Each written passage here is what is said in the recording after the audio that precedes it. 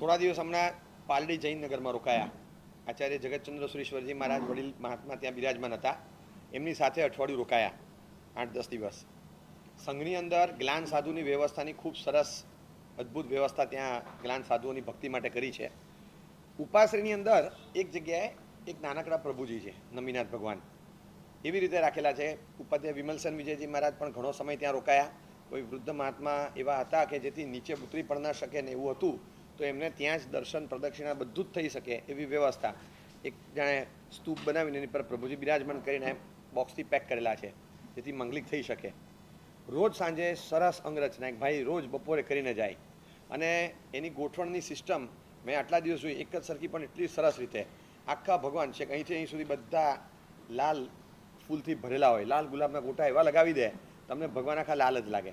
અને દરેક લાલ ગુલાબની અંદર પાછા સફેદ મોગરા એની શ્રેણી બનાવેલી હોય, એટલે તમને ભગવાન રેડ અને રેડમાં વ્હાઈટ એવું લાગે. બહુ જ સરસ લાગતા હતા.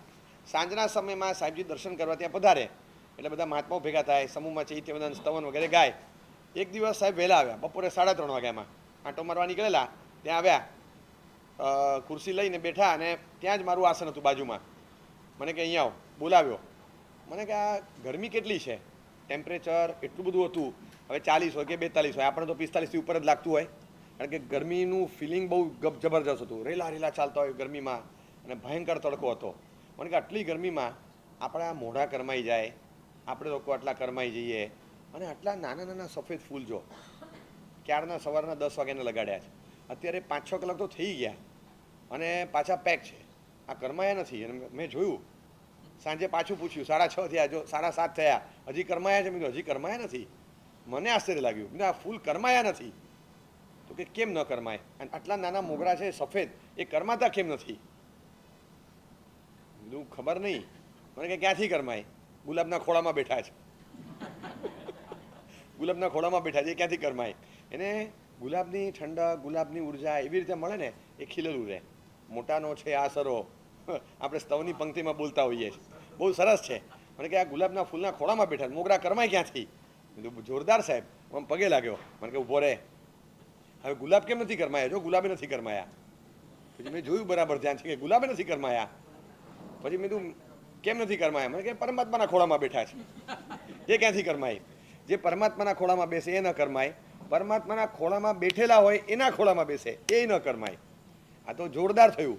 ધર્મ અને અરિહંત તત્વ પર અદ્ભુત શ્રદ્ધા જમાવે ને એવું નાનકડો ડાયલોગ છે આ. આપણને એટલો વિશ્વાસ બેસી જાય કે તીર્થંકર પરમાત્માએ, પ્રભુએ ધર્મશાસનને જન્મ આપ્યો, અને એ ધર્મશાસન આપણા માટે તારણહાર છે. આપણે જ્યારે ધર્મના ખોળે જઈએ છીએ ત્યારે અલ્ટિમેટલી પરમાત્માના ખોળે જ જઈએ છીએ. એનું કારણ છે કે ધર્મ સ્વયં પરમાત્માના ખોળામાં છે, પરમાત્મામાંથી પ્રગટ થયેલો ધર્મ છે, અને એ ધર્મમાં આપણે જોડાયા. આપણે ધર્મના શરણે, ધર્મ પરમાત્માના ખોળે છે. એટલે જે પરમાત્માની સાથે જોડાવા માગતા હોય એને ધર્મ સાથે જોડાવવું જ પડે છે. ડિરેક્ટલી પરમાત્મા સાથે જોડાય કે ધર્મ સાથે જોડાય, અનુસંધાન એનું અરિહંત તત્વ સાથે જ છે. અને ટોચ કક્ષાનું કોઈ રક્ષક તત્વ હોય તો અરિહંત તત્વ છે. આપણો ધર્મ એટલે રક્ષક તત્વ છે. આપણે એને માત્ર એક જ સ્વરૂપે જોઈએ ના ચાલે, એક અલગ અલગ સ્વરૂપ છે ધર્મના. તો એનું એક સ્વરૂપ છે રક્ષક તત્વ. એ રક્ષણ કરવાનું એનું જે ખાસ કાર્ય છે, અને કેટલી વાર આપણને અનુભવમાં આવે કે એ બીજું કંઈ કરે કે ન કરે, પણ આપણા જીવનના કેટલાય બધા આપતકાળો, સંતાપો એને દૂર કરી નાખે, આપણને ખબર પણ ન પડે. એક્ઝોસ્ટ ફેન જોયો છે? કિચનમાં રાખે, બાથરૂમમાં રાખે. એક્ઝોસ્ટ ફેન કોઈ દિવસ ઠંડક આપે ખરો? ક્યારેય ઠંડક ના આપે. તમે એની નજીકમાં ઊભા રહો, તમને પવન જ્યારે ન મળે, જરાય ન મળે. એક્ઝોસ્ટ ફેન જરાય હવા આપતું નથી, તો રાખવાની જરૂર શું? આઉટવર્ડ હોય આમ પણ, એના પાંખિયા એવા હોય એ ઉકળાટ બહાર કાઢી નાખે છે.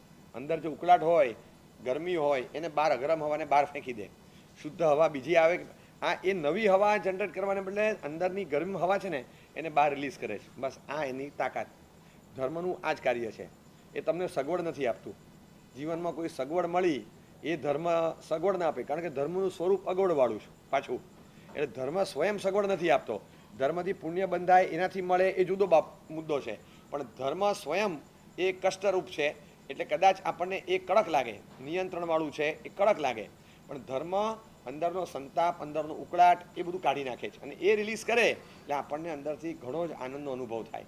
તો ધર્મની શ્રદ્ધા એટલે વધારવાની કે કે ધર્મ જે કરતો હોય છે એને જીવનની અંદર આ વસ્તુ સૌથી મોટી અસર કરે, એનું રક્ષણ થાય. અને રક્ષણ જ્યારે થતું હોય ત્યારે એવી રીતે રક્ષણ થાય આપણે કલ્પના ન કરી શકીએ એ મુદ્દા પર એનું રક્ષણ થાય. આપણી શ્રદ્ધા જેટલી મજબૂત એટલું આપણું રક્ષક તત્વ આપણા માટે વધારે સક્રિય બને અને એટલું જ આપણા માટે વધારે એ ફળદાયી બને. ગઝનીના રાજા હતા ને, એને ત્યાં ઘમંડી હતા અને એટલા બધા પ્રજા પાસેથી બધું વસૂલ કરતા, એમની વાહ કરે, એને કાયમ માટે આગળ કરે અને બધા જી હજુરિયાઓથી ઘેરાયેલા, બધા એની વાહ કરવાની અને રાજાની જેટલી ગુલામી કરે, રાજાની જેટલી વાહવાહી કરે એટલા એને આગળ વધારે. જો કોઈ માણસ સલાહ આપવા ગયું ને તડી પાર, એને એક સલાહ અપાય નહીં, એક પણ સૂચના કરાય નહીં, કશું જ કરાય નહીં. બહારના કેટલાક માણસો આવેલા, 3 માણસો આવ્યા, નાના માણસો હતા, નાના મોટા કામ માટે અહીંયા આવેલા હતા અને થયું કે ગઝનીના આટલા મોટા રાજા બહુ રાજકોષ બહુ શ્રીમંત છે, બહુ બધું ભરેલું છે અંદર, તો જાઓ આપણે રાજાને કંઈ કરી જોઈએ. અંદર વાતો કરતા હતા કે મારી પાસે તો કંઈ પૈસા નથી, કશું નથી, રાજાને કહીએ અને જો કંઈક આપણને આપી દે તો બહુ સારું, આપણને બીજું કંઈ નહીં, 1,000 અશરફી આપી દે ને તો થેલો લઈને રવાના થઈ, એમાંથી આપણું જીવન ગુજરાન ચલાવશું નાના ગામડામાં. એને એ આશા હતી. બીજો કે મારે તો કોઈ છે નહીં, ઘરબાર છે નહીં અને પત્ની ગુજરી ગઈ છે, પપ્પા બીમાર છે, મા બીમાર છે, 2 નાના છોકરા છે, મારે તો ફરી લગ્ન કરવા છે, મને જો એકાદ કોઈ છોકરી આપી દે અને ઘર ચાલે, બસ આટલું સાચવે એવું કંઈ કરી આપે વ્યવસ્થા તો બહુ સારું. આ બધી વાતો ચાલતી. ત્રીજો કે ઉપરવાળો બેઠો છે, એના સિવાય કોઈની પર વિશ્વાસ ન રાખો. આ માણસ કોઈ પણ હશે, ગમે એવું હશે, છેલ્લે બધી સમસ્યાનો અંત આ ઉપરવાળાની કૃપાથી છે. તારે કંઈ ભગવાન પાસે, રાજા પાસે માગવાનું છે? તો કે ના, મારે કંઈ માગવું નથી, મારો ઉપરવાળો બેઠો છે, એ મને સરસ કરી આપશે.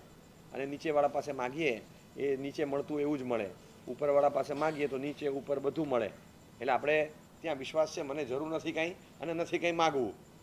ત્યારે એમ લાગ્યું કે આ મૂર્ખ માણસ છે અને રાજા પાસે ગયા. રાજા પાસે જઈને બધાએ પોતપોતાની રજૂઆત કરવાની હતી. એ પહેલાં રાજાએ જ પૂછ્યું, તમે બહારથી આવ્યા છો, તમારી કોઈ જરૂરિયાત? તરત પહેલાં એ રજૂઆત કરી કે મને પૈસાની તંગી બહુ છે, ખાવા પીવાના સાસા છે, મને કંઈક કરી આપો. રાજાએ એને એક થેલો ભરીને અશરફી ત્યાંનું જે લોકલ નાણું હતું એ કાઢી આપ્યું. પેલો ખુશ થઈ ગયો, ધાર્યું તો એની કરતાં વધારે નીકળ્યું. એટલી વજનદાર થેલી જોઈને સ્તબ્ધ થઈ ગયો કે હું તો 1,000 માગા તો વધારે લાગે છે, ઘણી વધારે લાગે છે. થેલો લઈને ત્યાંથી નીકળ્યો, એટલો ખુશ કે મને કેટલાય સમય સુધીનું ભાતું મળી ગયું. આના આધારે જો નાનો મોટો કંઈક વ્યવસાય થશે તો કાયમનું સોલ્યુશન. એ ખુશ થઈને નીકળ્યો. બીજા માણસને પૂછવામાં આવ્યું, એણે એની સમસ્યાનું બયાન કર્યું. એટલે ગામની અંદર જે કોઈ એવી વ્યક્તિ હતી કે જેને લગ્ન કરવા જરૂરી હતા, કોઈ મુહૂર્તિઓ મળતો નહોતો, રાજાને એવી વાત પણ મળેલી કે આને કોઈ છોકરો નથી મળતો, આજે એક છોકરો મળ્યો છે, એને કોઈ છોકરી નથી મળતી, તો બેને ભેગા કરી દીધા, એને લગ્ન કરાવી આપ્યા, એને ત્યાંથી રવાના કર્યું. ત્રીજાને પૂછ્યું કે તારે કંઈ જરૂરિયાત? તો કે નહીં સાહેબ, ઉપરવાળાની મહેરબાની છે, ઉપરવાળાની મહેરબાની છે, તો અમારું શું? પેલા મહિના સુંદરનું આવે ને પ્રજાપાલ રાજા જેવો બીજા જ હોય. એટલે એ જે રાજા થયા ને એના વંશજો બહુ આવા પાકે, એ કે આપણા થકી થવું જોઈએ, બીજાના થકી થાય કેમ ચાલે? એટલે પીફર્યા એ કે ઉપરવાળાની મહેરબાનીથી થાય છે, એમ કંઈ વાંધો નહીં, તો આપણે તને આપવું પણ નથી કાંઈ, ઉપરવાળાને કહેજે સંભાળી લે તને, જા. અને રવાના કરી દીધો. બધા મહેલમાં કીધું કે સાહેબ સાથે આવ્યા હોય, તમે કંઈ ના આપો તો ચાલે, પણ 2ને આપો ને ત્રીજાને ના આપો, સારું નહીં લાગે. તો કે મને સલાહ આપવાની જરૂર નથી. એને જે જવાબ આપ્યો એ સારો લાગે છે કે સાહેબ પણ આપણે તો 3ને સરખું કરવું જોઈએ. 3નો જવાબ સરખો હતો. 2ને શ્રદ્ધા છે, ત્રીજાને આપણી પર વિશ્વાસ જ નથી, તો જેની પર વિશ્વાસ હોય એ સાચવશે, આપણે એને સાચવવાની જવાબદારી ન લેવાય. રાજા અકળાયેલા હતા. હવે જેટલું કહેવાતું એટલું કોઈ મંત્રી કે કોઈ કલ્યાણ મિત્ર કહેવા જાય પછી વતાવાય નહીં આવા માણસોને, નહીં તો પેલાનો ગુસ્સો આપણી પર ઉતરે. જવા દીધા. 3 નીકળી ગયા. પણ રાજાના મગજમાં છે ને ઘમસાણ ચાલ્યું. એ કે આ માણસ એક આવીને કહે છે કે મને પત્ની આપો, બીજો આવીને કહે છે મને પૈસા આપો, ત્રીજો કહે છે ઉપરવાળો બેઠો છે મને કાંઈ જોતું નથી. આ તો ઘમંડ છે એનું. અને આના ઘમંડ તો ચૂરવા માટે જ સર્જાયું હોય છે. આ ઘમંડ દૂર કરવું જોઈએ. એ શેનો એમ સમજે છે કે ઉપરવાળો તેને બચાવશે? તો આ ગાંડાઓ છે 2 જણા કે આપણી પાસે હાથ લાંબો કરે, એને સીધો કરવો પડશે. આમ 2-3 દિવસ સુધી છે ને હવે એને બીજું કંઈ સૂચતું નથી. આ મગજમાં એ પેલું સવાર થઈ ગયું. જો એક વસ્તુ માનસિક ધોરણે સમજવાની કે કોઈ વ્યક્તિ ભલે વિરોધ રૂપે પણ સતત મગજ પર કબજો લે ને તો સમજી લેવાનું કે આપણે હાર્યા. આ માનસિક લડાઈ હોય છે. બહારની લડાઈમાં જીતો ન જીતો એ પછી વાત, પણ માનસિક રીતે માણસ હારેલો ગણાય. કારણ કે એણે એનું વર્ચસ્વ સ્વીકારી લીધું, એને સર્વોપરિતાની સ્વીકારી લીધી હોય ત્યારે જ એને આટલું બધું મહત્વ આપીને એના ઉપર આટલું બધો વિચાર કરતો હોય. એટલે આટલો બધો વિચાર જ્યારે આવે, કોઈ પણ વ્યક્તિ આપણા મગજ પર આટલો બધો હદબારનો કબજો લઈ લે ને, આ માનસિક હાર છે, આ મેન્ટલ ડિફીટ કહેવાય. એટલે સાયકોલોજીકલ ડિફીટ હતી. એ સ્તબ્ધ થઈ ગયો કે આ માણસ આટલો બધો મારી પર સવાર થઈ ગયો છે, એને ખબર નથી પડી કે હું હાર્યો છું અંદર થાને. એણે માણસોને બોલાવ્યા, અને જેટલો માણસ અંદરથી હારેલો હોય ને એ બહારનું યુદ્ધ વધારે રમે, એટલું જ વધારે રમે, કારણ કે એને હવે અંદર ખાને હારી ગયો છે. સાયકોલોજીકલી એક્સેપ્ટ થઈ ગયું છે કે હું હાર્યો, પણ બહાર વ્યવહારમાં જીતેલા તરીકે પ્રસ્થાપિત કરવાની એ કોશિશ વધુ ને વધુ કરતો જાય, પેલી અંદરની હારને ઢાંકવા છુપાવવા માટે. આ એક માનસિક પ્રક્રિયા છે, એ આપણા બધામાં થતી હોય. મારામાંય થાય ને તમારામાંય થાય. રાજામાંય થઈ. એણે સેનાપતિને બોલાવ્યા, સૈનિકોને મોકલો ખુલ્લી તલવાર સાથે, આ 3 જણા જઈ રહ્યા છે. તો કે કોણ? આપણા વિદેશી છે, આપણા દેશના નથી, પણ એ જઈ રહ્યા છે અને આ રસ્તા પર આગળ વધ્યા છે. હવે એમાં જે પૈસાવાળો છે, એકની પાસે છોકરી છે અને એક કડકો છે, એકલો ચાલે છે. એ જે કડકો છે ને એને પતાવી નાખવાનો છે. કેમ? એને પતાવી દેવાનો છે. નો કેમ, બસ કાંઈ પૂછવાનું નહીં. રાજાને તો પૂછાય પણ નહીં, મોકલ્યા અને ત્યાં જઈને પતાવીને આવ્યા. અને પછી સંદેશો પૂછાવ્યો કે એને કંઈ સંદેશો કીધો? તો કે ઘાયલ થઈને કીધું કે રાજાને કહેજો કે અમે તમારા શરણે આવેલા હતા, તમારા થકી સુખી થઈએ એમ માનીને આવેલા હતા, તમે કેમ મને આવી રીતે મારી નાખ્યો? રાજા કે તે શું કર્યું? તો કે બસ 2 જણા હતા, એકની પાસે છોકરી, એકની પાસે પૈસા, ત્રીજો કડકો હતો, મેં એને પતાવી દીધો. એ ક્યાં મારા શરણે આવ્યો છે? બને જ નહીં. હવે થયું હતું એવું કે આ માણસ પહોંચ્યો એની 10 મિનિટ પહેલાં પેલો અસરપીની થેલી લઈને ચાલતો હતો ને, થાકી ગયો હતો. એવો થાક્યો હતો એ કે થોડી વાર ઉપાડ દે. એણે થોડી વાર માટે ઉપાડવા માટે આને આપી થેલી. પેલા થેલી ઉપાડીને કડકો આ હતો એ વખતે, બરાબર. આપણે તો ખબર ન હોય ને, આપણે કોઈ દિવસ વિમાનમાં કંઈ સાઈડની સીટ લેતા હોઈએ 11 નંબરની, આપણે એવું લેતા નથી. પણ જેને લીધું ત્યારે એને વિચાર્યું ન હોય, પણ એ વખતે કામ લાગી જાય. એક્ઝિટ, સેફ એક્ઝિટ હોય તો ઇમરજન્સી એક્ઝિટ ડોરની બાજુમાં જ બેસવું, એવું આપણે ક્યાં કંઈ વિચારતા હોઈએ, પણ ત્યારે કામ લાગ્યું. મરવાનું લખ્યું હોય ને ત્યારે ત્યાંથી જ પથરો આવે. હા, ત્યારે ગાડીના કાચ પાસે બેસો તો ફૂટે ને પહેલાં તમે જ મરો, તો એવું જ થાય. એટલે કુદરત શું કરવા માગે છે આપણને ખબર નથી. આ માણસ બચી ગયો. પહેલાં કીધું બોઘા નહોતું કરવાનું, તે શું કર્યું? તો કે સાહેબ તમે કીધું તું કડકો એને પતાવવાનો, મેં પતાવી દીધો. કડકો એક જ હતો. કે જો હવે તું ધ્યાન રાખ, હવે તો 2 જણા છે, એમાં એક છોકરીવાળો છે ને છોકરી વગરનો છે. તું ધ્યાન રાખજે જરા. એને જે એમને બેઠો છે ને એને પતાવવાનો. હવે આમાં ગડબડ નહીં થાય, એટલે તું ધ્યાન રાખજે. હવે અને 2 જ છે, તું જોઈને મારજે. તો કે હા. પેલો ગયો, બીજાને પતાવી આવ્યો. એ વખતે આ છોકરી થાકી ગઈ હતી, એનાથી ચલાતું નહોતું, એ બેસી ગઈ. અને આ જે બીજો હતો એ કંઈક લેવા ગયો, અંદર ખાવાનું લેવા ગયો. તો અહીંયા આગળ એકલા 2 જ જણા હતા આ લોકો. પેલો ખાવાનું લેવા ગયો હતો અને આ 2 જણા અહીંયા બેઠા હતા. અને પેલો લઈને આવતો હતો, ત્યાં જોયું કે આ 2 અહીંયા બેઠા છે, પેલો એકલો આવે છે, એને પતાવી દીધો. અને પાછી બીજી વાર ઊંધું બફાયું. પછી રાજાને થયું કે હવે પેલાને બોલાવા દે, એને પતાવું નથી, એને બોલાવા દે. એને બોલાવ્યો. રાજાને થયું કે આ કઈ રીતે જીવી ગયો? એ કે 2 વખત અમે મારવા માટે તને મોકલ્યો, તું દર વખતે બચી જાય એમ? કઈ રીતે બચે છે? તો સાહેબ હું કંઈ કરતો નથી, હું ખરેખર કંઈ કરતો નથી. આ કઈ રીતે બચ્યો એ મને પણ ખબર નથી, અને તમે મારવા માટે મોકલ્યા હતા મને કંઈ ખ્યાલ નથી. 2 જણાને કોઈ મારી ગયું, વાત સાચી. બંને વખત હું મરી ગયો, હું બચી ગયો. મને તો એમ જ હતું એને જ મારવા આવ્યા છે. બીજી વારમાં પણ મને એમ જ હતું કોઈ એને જ મારી ગયું. હું તો એમ જ સમજતો હતો કે મેં કીધેલું હતું કે હું લેવા જઉં એમ. તો કે ના ના તું લેવા દે, હું લઈ આવું છું. એ લેવા ગયો, એ ખાવાનું લેવા ગયો. એમાં એ વખતે તમે એની પર આક્રમણ કર્યું. બંને વારમાં મારી પર આક્રમણ કરવા કોઈ આવેલા અને બીજા મરી ગયા એવું મને ખબર નથી. તમે કહો છો તો કબૂલ, પણ કોઈક ભગવાનની મહેરબાનીથી અમે બચ્યા, અને બસ ઉપરવાળાની મહેરબાની છે અને અમે બચી ગયા. બસ આ શબ્દ સાંભળ્યા એ કે હવે ખરેખર તારો ઉપરવાળો આટલો સક્રિય છે? તો સાહેબ હોય ને સક્રિય, નીચેવાળો આટલો સક્રિય થાય ત્યારે ઉપરવાળા સક્રિય થવું પડે. કારણ કે આમ તો ઉપરવાળાની મહેરબાનીથી બધું થતું હોય, પણ નીચેવાળા જરા અવળી રીતે વિશેષ સક્રિય થાય ત્યારે ઉપરવાળાએ પણ સક્રિય થવું જ પડે. અને એના કારણે જ હું બચી ગયો. અને મને વિશ્વાસ છે કે મારું કશું જ વાળ વાંકો ન થાય. મેં ક્યાં કોઈનું બગાડ્યું છે? શું કામ થાય? તો એક કામ કર, ભલે તને જરૂર ન હોય, મારા દિલના દિલાસા ખાતર છે ને આજે કદાચ કંઈક માગી લે. આમાં મને તસલ્લી થાય ને એ માટે કંઈક માગી લે. મારી ઈચ્છા છે, બસ તારી જરૂરિયાત માટે નહીં, મારી તસલ્લી માટે કંઈક માગ. તો કીધું જો આ 2 જણા જે મરી ગયા ને એના પરિવારને સાચવવાની જવાબદારી રાખો. કારણ કે છેલ્લે તમારા શરણે એ આવેલા હતા, હું તો નહોતો આવ્યો. મારી જવાબદારી નહીં રાખો તો વાંધો નથી, પણ જેને જવાબદારી, જેણે તમારું શરણું સ્વીકારેલું ને મરી ગયા છે એ આપણી ભૂલથી મર્યા કહેવાય. તો તો એમના બેના પરિવારની જવાબદારી રાખો કે તારા માટે કંઈક માંગ, ચાલ આ બે રાખીશ.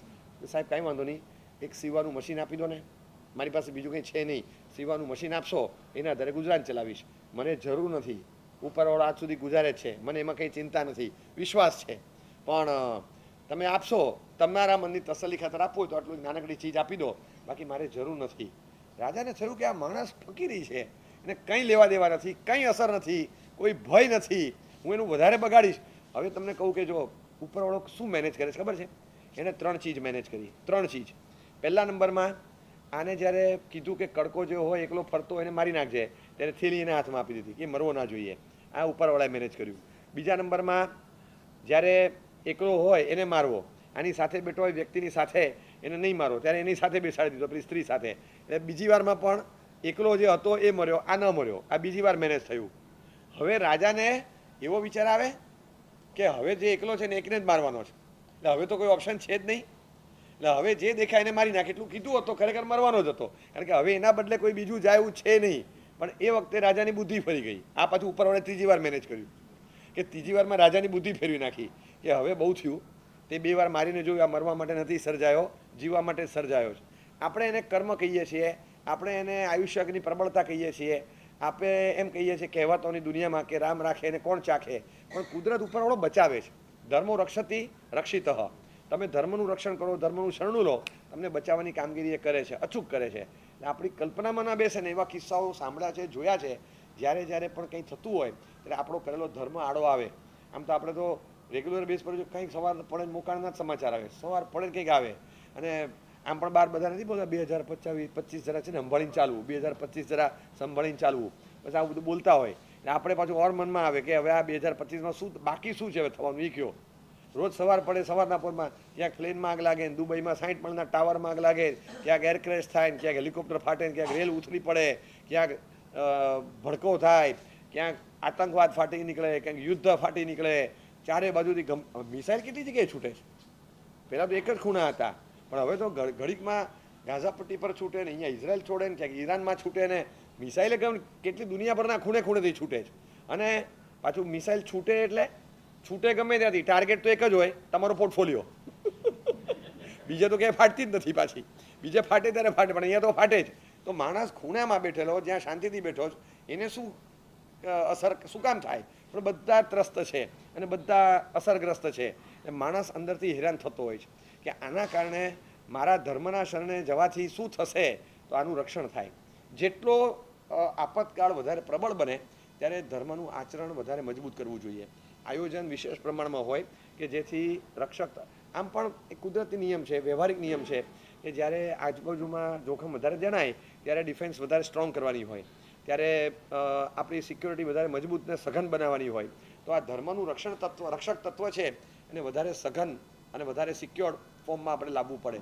એટલે જેટલું આપણે સાંભળતા હોઈએ એની કરતાં વધારે સાંભળવાનું, જેટલું સારા કામમાં વાપરતા હોઈએ એની કરતાં સારા કામમાં વધારે વાપરવાનું, જેટલો તપ થતો હોય એની કરતાં વિશેષ થોડો વધારે કરવાનો, જેટલો જાપ થતો હોય એની કરતાં થોડો વિશેષ વધારે કરવાનો, સારા ભાવોમાં જેટલા રમતા હોઈએ એની કરતાં સવિશેષ થોડા એવા સદા વધારે સારા ભાવમાં રમવાનું.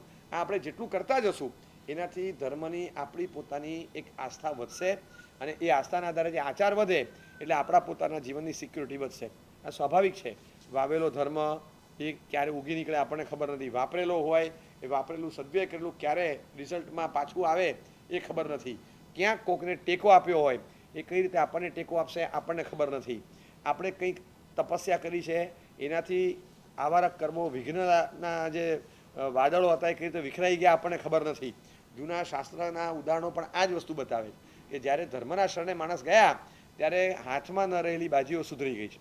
આપણા હાથમાં તો છે નહીં, અને પ્રકોપ કુદરતનો હોય કે આવા તત્વોનો હોય તો આપણે કંઈ જ ખબર નથી કે ક્યારે આગ ફાટે, ક્યારે આગ લાગે. આ બધું જ થાય છે. જ્યાં પાપ પુષ્કળ હોય છે ને ત્યાં બધું જ આવું થતું હોય છે. આપણને એમ લાગે છે કે અહીંયા આગળ આગ લાગીને અહીંયા આમ થયું ને અહીંયા આમ થયું. તમે જુઓ તો કદાચ વિકસિત દેશો જ્યાં આપણા કરતાં 100 ગણી સમૃદ્ધિ કદાચ વધારે છે અને 500 ગણા પાપ પણ કદાચ વધારે હશે, ધર્મનું રક્ષક કવચ જ્યાં ઓછું હોય ત્યાં આગળ આગના બનાવો કેટલા ઘણા વધારે છે. તમે જુઓ ત્યાં કુદરતના વાવાઝોડા કેટલા વધારે. આમ પાછું કુદરત 16 કળાએ ખીલેલી હોય, લોકો જોવા જાય એવી કુદરત ખીલી હોય, પણ તમે જોવા જાઓ તો આમ આશ્ચર્ય લાગે કે દર અઠવાડિયે 15 દિવસે ફઈબાઈ નવું નામ પાડવું પડે એટલા વાવાઝોડા આવે છે. દર વખતે તમને નવું હુરિકેન દેખાય, આ દેખાય તે દેખાય, તમે કોઈ પણ નામ બોલો એકાદ વાવાઝોડું નીકળે જ, નવું નામ એડ થઈ જ જાય. તો આ 200 150 જાતના વાવાઝોડા આવે અને સાયક્લોનિક મૂડમાં ધમરોળી નાખે, સિટી આખું તબાહી બોલાવી દે, ગમે ત્યારે આવી જાય. આ આશ્ચર્યકારી ઘટનાઓ આવા વિકસિત દેશોમાં થાય. પાપ પુષ્કળ પાકે ત્યારે આમ ચારે બાજુથી કુદરત પછી પ્રકોપ વેરે, પ્રકોપ કરે. આપણે જોયું હતું ગયા વખતે દુબઈમાં બધે 50-50 ઇંચ વરસાદ. આપણે તો આશ્ચર્ય લાગે કે જિંદગીમાં 10 વર્ષનો વરસાદ ભેગો 4 દાડામાં પડી ગયો. આવું તો 10-20 વર્ષનો વરસાદ એક સાથે પડે અને પાણીના નિકાલની કોઈ વ્યવસ્થા જ ન હોય, કારણ કે એ લોકોએ વિચાર્યું જ ન હોય ને આટલો વરસાદ આવે એટલે બધું તબાહી બોલાવી દે. આવું જ્યારે પણ થાય ત્યારે રક્ષક તત્વ કામ લાગે. માણસે રક્ષણ માટે જે કર્યું હોય એ કામ લાગી જતું હોય છે, બાકી કશું કામ નથી લાગતું. મને બરાબર યાદ છે મુંબઈમાં જ્યારે સાંજના ટાઈમે રેલવે સ્ટેશન પર બોમ્બ વિસ્ફોટ થયેલો, સિરીઝ હતી આખી, અને 4-5 અને છેલ્લું બોમ્બ વિસ્ફોટ જ્યારે થયો એ વખતે ટ્રેન ઉપડવાની તૈયારી હોય અને એક્ઝેક્ટ એ ટાઈમ પર બોમ્બ વિસ્ફોટ થયો. અને એ જ્યારે બોમ્બ વિસ્ફોટ થયો હતો એ વખતે એક્ઝેક્ટલી આમ કહી શકાય કે ટ્રેન ઉપડવાની 1.5-2 મિનિટની વાર હતી. ફૂલ પીક પબ્લિક અવર્સ, અને એ વખતે પબ્લિકમાં તબાહી બોલી જાય.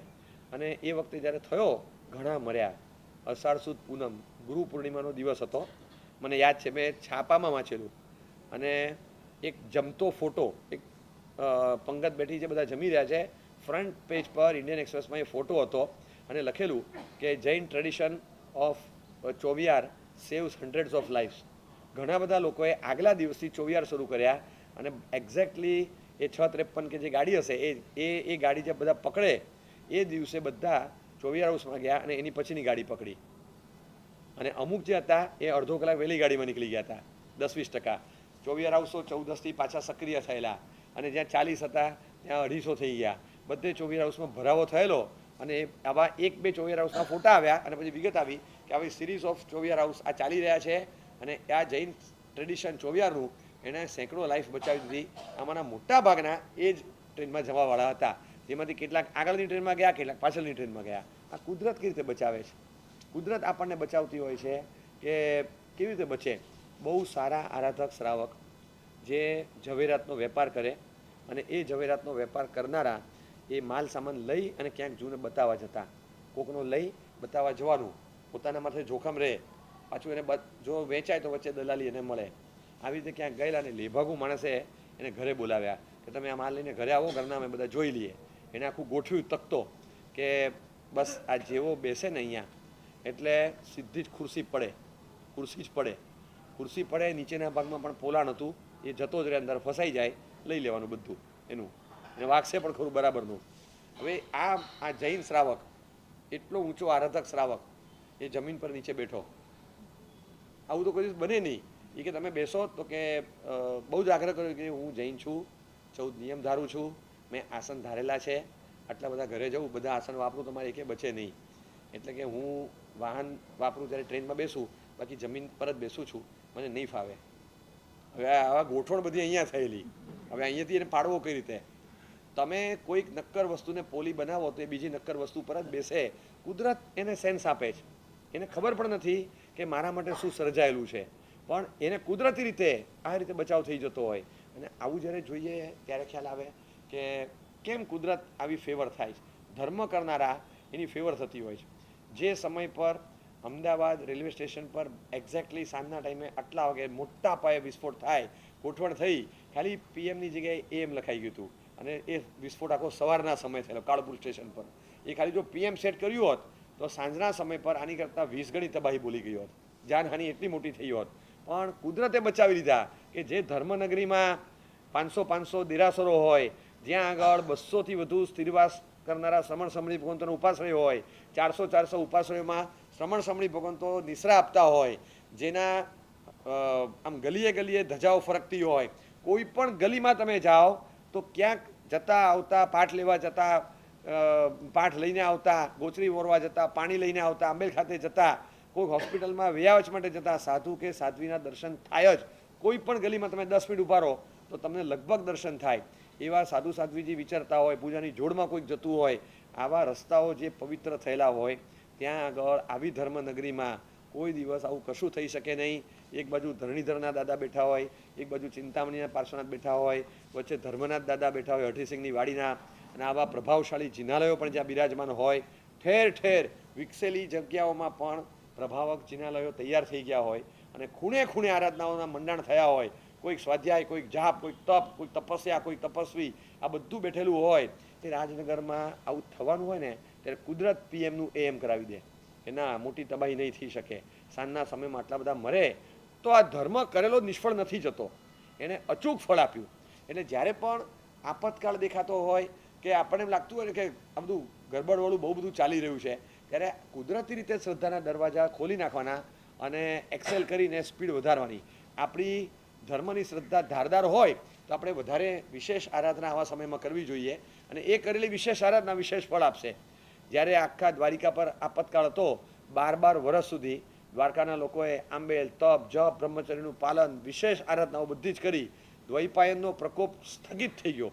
12 વર્ષ સુધી જાણે એક આવરણ આવી ગયું, કવચ, કે દ્વારકા ઉપર કંઈ ન આવી શકે.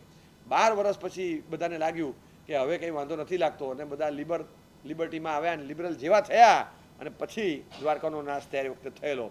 દ્વૈપાયન દેવના પ્રકોપથી બચાવવા માટે એ વખતે છેલ્લે શરણું ધર્મનું હતું. એવું નેમિનાથ ભગવાને ખુદે પોતે કૃષ્ણને કીધેલું કે સ્વભાવ છે, એક તો સ્વભાવ છે માણસનો, આપત્તિ આવે એટલે ધર્મ સૂજે એને યાદ આવે, આ એનો સ્વભાવ છે. બીજું, કારણ કે રાજા છે ને કૃષ્ણ આ બધું કરાવે છે, અને દ્વારકાનો જ્યારે નાશ થાય એ પહેલાં આ દ્વારકામાં આ બધું કેમ ચાલે છે એને પૂછવામાં આવ્યું કે આવું બધું કેમ ચાલે છે દ્વારકામાં. ત્યારે એને કારણ આપ્યા કે 3 કારણથી આ અત્યારે આવું ચાલી રહ્યું છે. દ્વારકામાં ધર્મ આરાધના વધી છે. એક, સ્વભાવ માણસનો એવો છે કે આપત્તિ આવે એટલે ધર્મ વધારે. બીજું, મારા આદેશથી વધાર્યો છે. અને ત્રીજું, પ્રભુની આજ્ઞાથી વધાર્યો છે. સ્વભાવતો મમાદેશાત ઉપદેશાદ અપી પ્રભો બભુવ ધર્મ કર્મૈક સજ્જ દ્વારવતી જન. દ્વારકાના લોકો ધર્મ કાર્યમાં સજ્જ થયા છે કારણ કે મારો આદેશ છે, પ્રભુની આજ્ઞા છે, અને માણસોનો સ્વભાવ છે કે આવા સમયમાં સૂજે. બસ આવી રીતે આપણને આ જ 3 કારણ કામ લાગે એવા છે કે આપણને ગુરુ ભગવંતો પ્રેરણા કરે, આપણો એક સ્વભાવ પણ આમાં થોડો સક્રિય થાય, અને પરમાત્માની પણ આજ્ઞા છે કે જ્યારે પણ અસમાધિના, અશાતાના, અંતરાયના આવા ઉદયકાળ નજીકમાં દેખાતા હોય તો એવા સમયમાં અરિહંતની આજ્ઞાનું પાલન, આચરણ જેટલું વધારીએ એટલું મહામંગલ છે, અને એના આધારે આપણું રક્ષણ વધારે સારું થાય. એક રક્ષક કવચ આપણી આસપાસમાં બનતું હોય. ને જેટલી સમૂહમાં આરાધના વિશેષ થાય, ચાતુર્માસિક દિવસો હોય ને એ સમૂહ આરાધના દિવસો છે. આપણે 1 કલાક એમને વાંચીએ અને સમૂહમાં સાંભળીએ, આનું પુણ્ય વિશેષ છે. કારણ કે સામૂહિક ઉર્જા ઉત્પન્ન થાય છે. એટલે એ આખું, તમે એકલા લડો ત્યારે તમારું જે શૌર્ય હોય, અને 500 માણસ લડતું હોય એમાં ભેગા લડો ત્યારે તમારું શૌર્ય કેટલું હોય, ત્યારે બહુ વધારે હોય. કારણ કે તમે એક બેટલફિલ્ડ પર બધાની વચ્ચે છો, સમૂહમાં છો. સમૂહમાં તમારી તાકાત વધે, તમારી નિર્ભયતા વધે, તમારું રક્ષણ પણ વધે, બધું જ થાય. તો એવી રીતે સમૂહમાં જ્યારે હોઈએ ત્યારે આપણું રક્ષણ સ્વાભાવિક વધતું હોય છે. એટલે સમૂહ આરાધના એ વખતે વિશેષ વધારવાની. આપણો પોતાનો કરેલો ધર્મ આપણા માટે રક્ષક બને, અને કોઈ પણ પ્રકારની આપત્તિમાં મનથી શિથિલ ન બનાય. આપણી પોતાની માનસિક શ્રદ્ધાને વધારે ધારદાર બનાવવાની હોય. કોઈ કે અત્યારે છે ને સમય એવો છે કે અત્યારે હવે બધું તમે ભેગું કરી સાચવીને રાખો. ભેગું કરીને સાચવીને રાખવાનું ક્યાં? પાછું રાખવાનું ક્યાં? એ મોટો પ્રશ્ન. જો તમે રાખો તો રાખો ક્યાં? અને જ્યાં રાખો ત્યાંય પાછું જોખમ જ છે. તમે પૈસાના સ્વરૂપમાં રાખો તોય બીજે રાખવાનું છે, સોનું ચાંદી લઈને રાખો તોય બીજે જ રાખવાનું છે. રાખવાનું તો બીજે જ છે.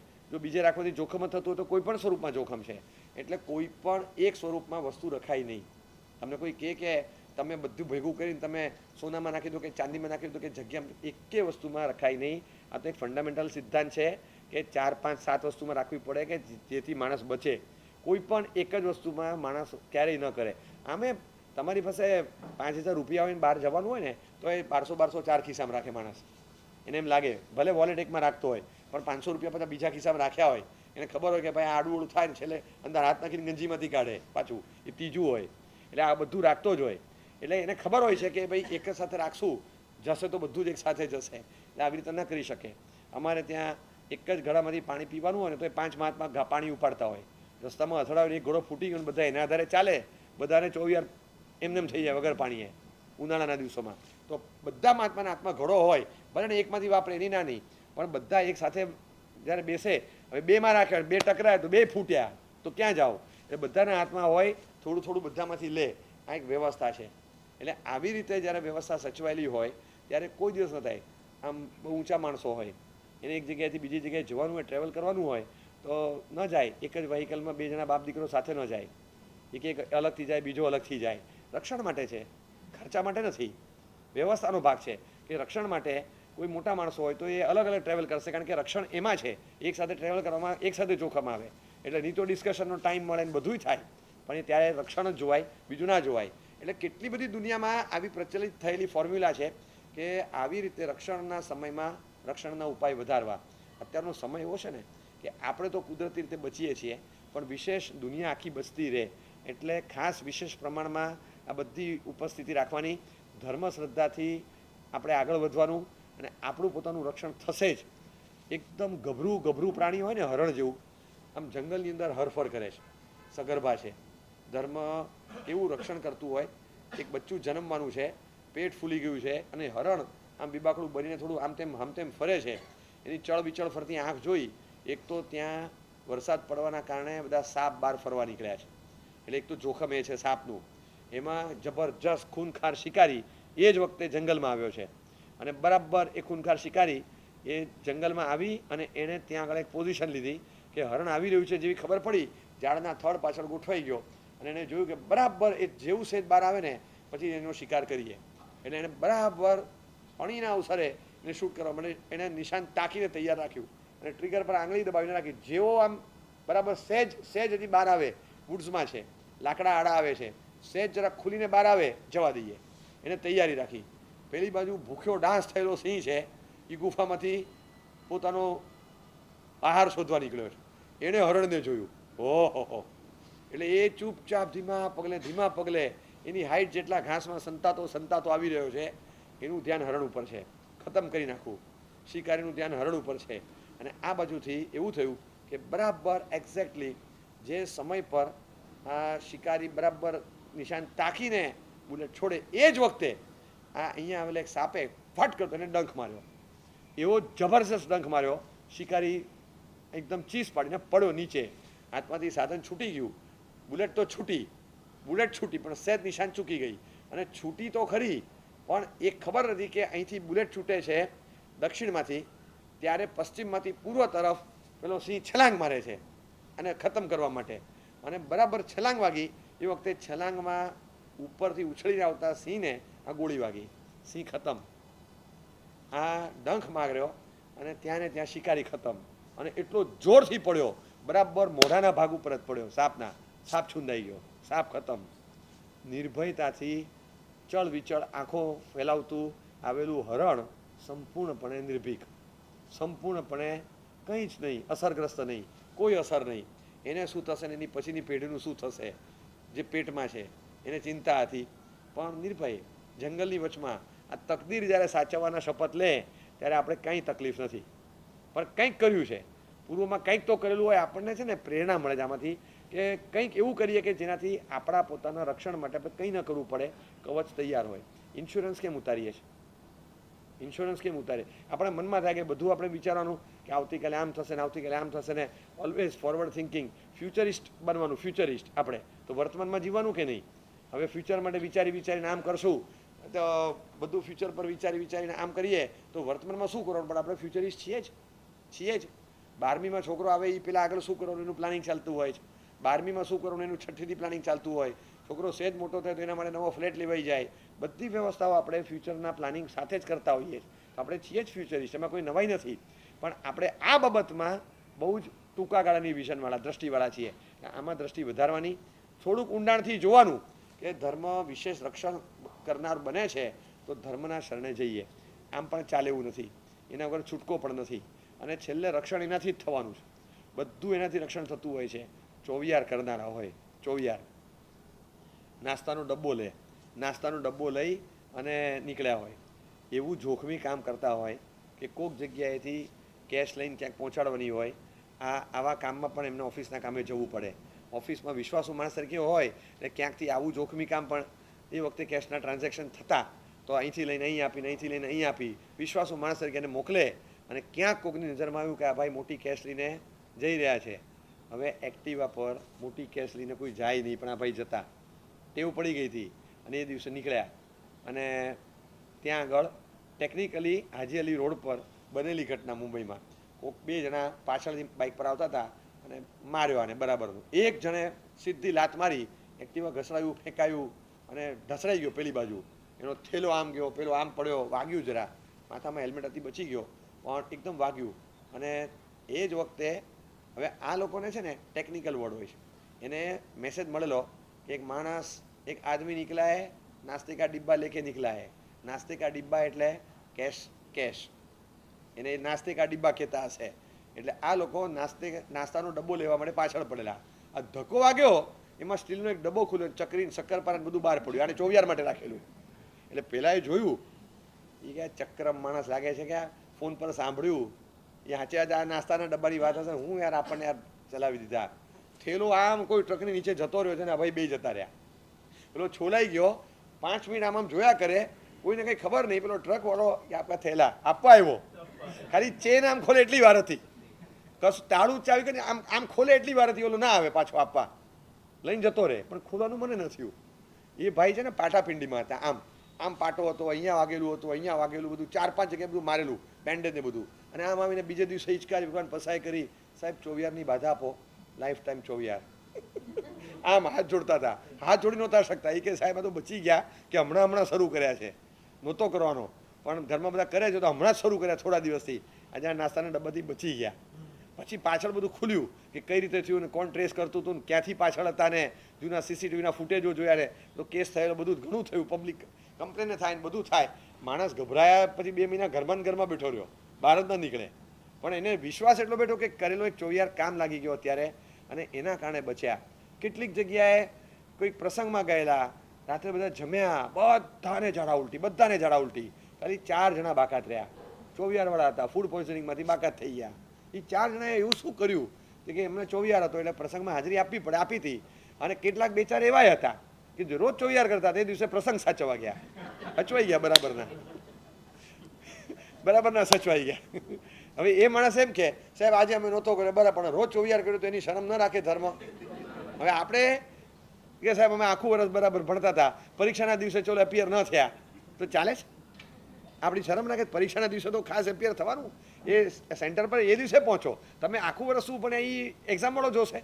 એ દિવસે સુપરવાઇઝર તમારી દયા ન ખાય. એ દિવસે પરફોર્મન્સનો દિવસ છે, એ દિવસે તો તમારે ખાસ પરફોર્મ કરવું પડે. એટલે 2025 ખરાબ સારું છે એની ચર્ચા નહીં કરવાની. આપણે એ જોવાનું કે પરફોર્મન્સનો સમય છે, આપણે સેન્ટરમાં હાજર થયા છે, એક્ઝામમાં કડક પેપર હોય તો કડક આન્સર આપશું, પણ ગભરાતા નથી. આપણી પાસે ધર્મનું કવચ છે, આપણી પાસે અઢળક ઉપાયો છે. ક્ષયોક્ષમ અંતરાયના કરી આપે, મૌનિયાના કરી આપે, અશાતાને શાતામાં કન્વર્ટ કરી આપે, અશાંતિને શાંતિમાં પરિવર્તિત કરી દે, એવા ઉપાયો છે. શેના માટે આપણે ધર્મનું આચરણ ન વધારીએ? સામૂહિક ઉપાસનાઓ જેટલી વધે ને, સામૂહિક આરાધનાઓ જેટલી વધે એટલું સ્વાભાવિક આ વધતું હોય છે. એક ખાલી મોટા પાયે શાંતિ સ્નાત્ર થયું હોય ને તો એ શાંતિ સ્નાત્રનો પ્રભાવ છે કે ધારાવાળી આજુબાજુમાં કર્યું હોય, ઉપદ્રવો શાંત થાય. આ શાંતિ શાસ્ત્રનો પણ એક ચમત્કાર છે. જ્યારે અતિશય વિશિષ્ટ કંઈક સુકૃત થયું હોય, આપણી કલ્પનામાં ન હોય. શેઠ મોતી શાહ ગુજરી ગયા ભલે, પણ એમણે જે પ્લાનિંગ કરેલું ને એ પ્રમાણે ખેમચંદ શેઠને કહીને ગયેલા મહોત્સવ આ જ રીતે કરવાનો, જબરજસ્ત મહોત્સવ, પ્રતિષ્ઠા મહોત્સવ. એ આટલા સમય પહેલાં, 2 સૈકા પહેલાં, જ્યારે મોતી શાહની ટૂંકની પ્રતિષ્ઠા હતી. 16 શિખરબંધી જિનાલયોની પર એક સાથે ધજા ફરકે, અને એમાં 52 જિનાલયો પણ અંદર કેટલા, એક સાથે સેંકડો ધજાઓ ફરકે. અને લેન્ડસ્કેપ એટલો મોટો ને, આપણો દેરાસર, ઉપાશ્રય, આ બધો એરિયા, આ ગ્રાઉન્ડ આખું આ કોર્પોરેશનનું આખું જ ગ્રાઉન્ડ, મંડપની જગ્યા નહીં, ટોટલ ગ્રાઉન્ડ, પાર્કિંગ એરિયા સાથેનો આટલો બધો વિસ્તાર ભેગો કરો એટલો મોતી શાહની ટૂંકનો એટલો ડુંગર પર છે, આટલો મોટો વિસ્તાર. કારણ કે એને કુંતાસનની ખીણ પુરાવીને રચેલો પાર્ટ છે. અને એ પાર્ટમાં એને જિનાલયની પ્રતિષ્ઠા કરાવવાની, દબદબાભેર મહોત્સવ. એ કે સુકૃત એકવાર કરવાનું છે, એવું કરીએ જો સામૂહિક અશુભ કર્મને સ્થગિત કરી દે છે. કેવું થાય? 18 દિવસ સુધી એને મહોત્સવ ચાલ્યો. 18 દિવસ, લાખો માણસો ત્યારે પાલિતાણામાં વસે, અને બહારથી પણ એટલું જ આવે પાછું બીજું. 18 દિવસ સુધી જબરજસ્ત મહોત્સવ. છેલ્લે 18 કોમનું જમણ, માણસો ગામ ધુમાડાબંધ જમણવાર, એટલે કોઈના ઘરે રસોઈ નહીં કરવાની. 18 આલમ એક સ્થાનમાં સરસ રીતે જમે. એક મંડપ હતો આની કરતાં મોટો, વિશાળ મંડપ, એ માત્ર ઘીનો મંડપ હતો. એક મોટો મંડપ હતો, એ માત્ર મીઠાઈ બનાવવાનો મંડપ હતો. એક નમકીન બનાવવાનો મંડપ હતો. આવા અલગ અલગ મંડપો હતા. એકમાં તાજું વલોણનું ઘી બનતું હોય, ખાલી એની બાજુમાંથી નીકળે ને તો નાકે આમ રૂમાલ રાખીને ચાલવું પડે. એ ચોખ્ખા ઘીની સ્મેલ એટલી પાવરફુલ હતી ને કે કોક વાર માથું પકડાઈ જાય તમારું ચોખ્ખા ઘીની સ્મેલથી. એટલે કારણ કે માણસ ટેવાયેલો હોય તો વાંધો ના આવે ચોખ્ખા ઘીથી, બાકી ટેવાયેલો ન હોય તો ખરેખર માથું પાકે. હવે બાજુમાંથી નીકળે ને વલોણો થતા હોય મોટા પાયે, આમ ટનબંધ ઘી બનતું હોય. એવી રીતે મીઠાઈમાં નાખો, આમાં નાખો, પૂરતું ઘી દૂધ વપરાતું હોય. આ બાજુ દૂધણા હોય, ત્યાંથી ગાયને દોઈને બધા દૂધ વપરાતું હોય. આ બધું ચાલતું હોય. 18 દિવસ સુધી મહોત્સવ ચાલ્યો. 18 દિવસ આપણે એમ માની જ લઈએ કે તોફાન આવ્યું હોય તો દિવસો સુધી શહેર બંધ રહે. લોકડાઉન આવે તો મહિનાઓ સુધી બધું બંધ રહ્યું, વર્ષ સુધી બધું બંધ રહ્યું. આપણે બધું જોયું, પણ શું બંધ રહે મને કહો ખાલી, કે એ વખતે આપણે શું બંધ રહે? રસોડા બંધ રહ્યા. એ વખતે એવું હતું, રસોડા ક્યારે બંધ રહે? સંવત્સરીય બંધ રહે. મોટા ભાગના રસોડા સંવત્સરીય બંધ રહે, બરાબર છે. દુકાન બંધ રહે, ઘર બંધ રહે, કોઈક વાર રસોડા બંધ રહે, કોઈક વાર આખું ગામ બંધ રહે, કોઈક વાર આખું શહેર બંધ રહે, આખું દેશ બંધ હોય, પણ કોઈ દિવસ બંધ ન હોય એક ચીજ, સ્મશાન. સ્મશાન કોઈ દિવસ બંધ ન થાય. આખા મહોત્સવના 18 દિવસ દરમિયાન પાલિતાણાનું સ્મશાન બંધ હતું. એક પણ ડેડ બોડી આવ્યું જ નથી. ત્યાં ચોપડે નોંધાયેલું છે કે એક દિવસ ખાલી ન હોય કે કોઈક એકાદ તો આવે જ.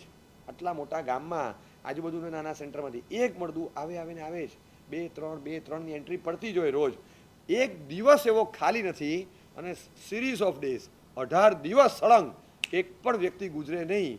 એ આપણને આશ્ચર્ય લાગે, કારણ કે કલ્પનાતીત લાગે કે આવું કઈ રીતે બની શકે.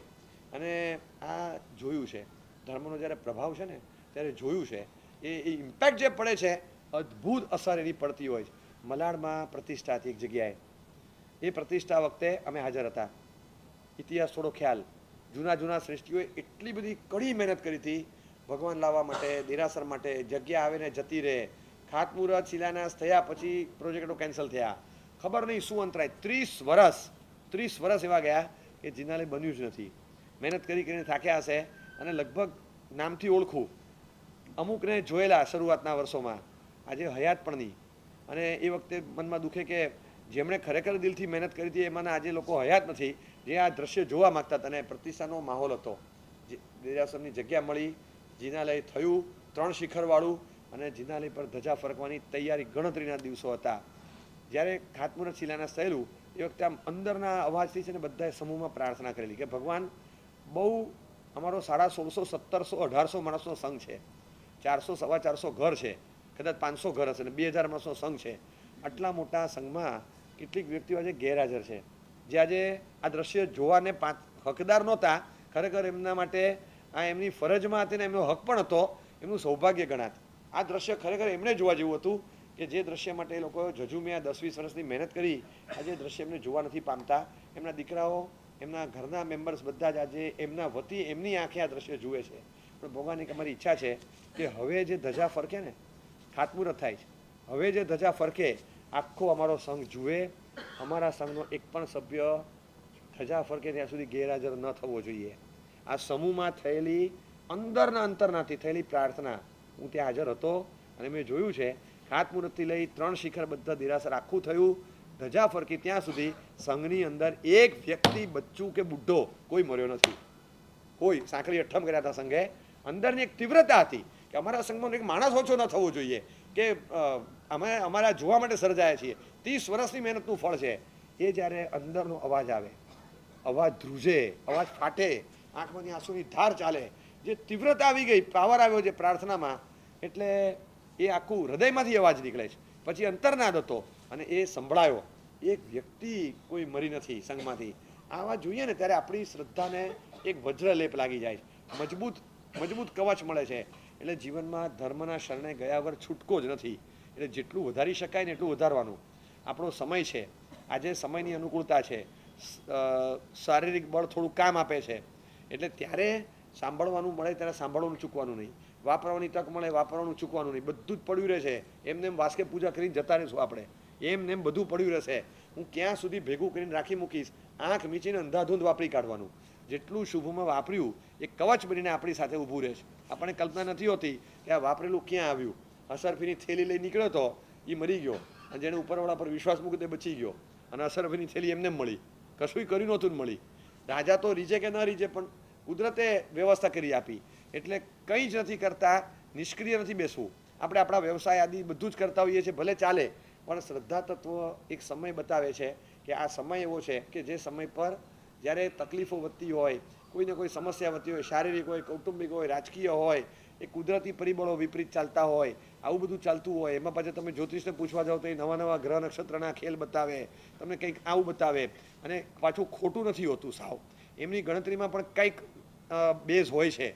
આ બધું જ્યારે દેખાતું હોય ત્યારે આપણા માટે એક ચીજ છે, આપણે વસ્તુને અટકાવી ન શકીએ તો એવાના શરણે જઈએ કે જેની પહોંચ છે, જેની એવી પહોંચ છે કે કુદરતની કરામતને પણ એકવાર અટકાવે, કુદરતને પણ ઊંધું પડતા એકવાર સ્ટોપનું સિગ્નલ એ કુદરતને પણ એકવાર તો આપી શકે, કંઈક આપણી ફેવરમાં એ ચુકાદો લાવી શકે. તો આવી મોટી હસ્તી કોઈ હોય તો એ માત્ર ધર્મ મહાસત્તા છે. એટલે ધર્મ મહાસત્તાના ચરણે જવાનું. કર્મ મહાસત્તા અને ધર્મ મહાસત્તા બે ડિફરન્ટ, આખી બે મહાસત્તાઓ છે દુનિયામાં, બંને અલગ છે. પણ બંને અલગ એટલે બંને એકબીજાના પૂરક છે, બંને વિરોધી નથી, બંને એકબીજાના પૂરક છે. સરકાર અને પોલીસ બે એકબીજાના પૂરક હોય. સરકાર અનુશાસનના નિયમો બનાવે અને એ નિયમો બધાએ પાળવાના. પ્રજામાંથી જે અનુશાસનના નિયમ ન પાળે એની સામે એક્શન લેતું ડિપાર્ટમેન્ટ, દેટ ઇઝ પોલીસ. બસ એવી રીતે ધર્મમાં સત્તા અનુશાસનના નિયમો બનાવે છે અને એ નિયમોનું પાલન કરવાનું આજ્ઞાબદ્ધ જીવન જીવીને, અને એનું પાલન જે નથી કરતા એની સામે એક્શન લે એ કર્મ મહાસત્તા. બસ આ રીતની લોકવ્યવસ્થા છે. આપણે તો આ લોકવ્યવસ્થાના એક ભાગમાં ગોઠવાયા છે. એટલે કર્મ મહાસત્તા પોતાનો બહુ જ ધર્મની હાંસી ઉડે, ધર્મની મજાક થાય, આજ્ઞાનું નિકંદન નીકળે, ચારે બાજુ એ ચાલે જ. પછી અત્યારે જે ચાલુ છે એમ કહેવાય કે કર્મ મહાસત્તા એકદમ એક્શન મોડ પર છે. આપણે એમ જ કહીએ છીએ અત્યારે એક્શન મોડ પર છે, અત્યારે જબરજસ્ત એ એક્શન મોડ પર છે, ચારે બાજુ ફરી વળે છે. અને હવે તો ટીપીને બરાબર વસૂલ કરે છે, એક એકને બંદાને બરાબર સીધા કરે છે. એટલે કર્મમાં સત્તા એક્શન મોડ પર આવે એના બદલે સાયલેન્ટ મોડ પર રહે. આપણે ધર્મના ચરણે જઈ અને ખૂબ આચરણ આપણું વધારીએ. જીવનમાં જેટલા વર્ષો આપણે જીવ્યા ને એટલા જીવશું કરી ખબર નહીં, પણ હવેના વર્ષોમાં સાંભળવાનો ધર્મ, વાપરવાનો સદવ્યયનો ધર્મ, આચરણનો ધર્મ જેટલો વધે એટલો વધારવાનો. 10 ટાઈમ્સ હતો ને તો કરી જ દેવાનો.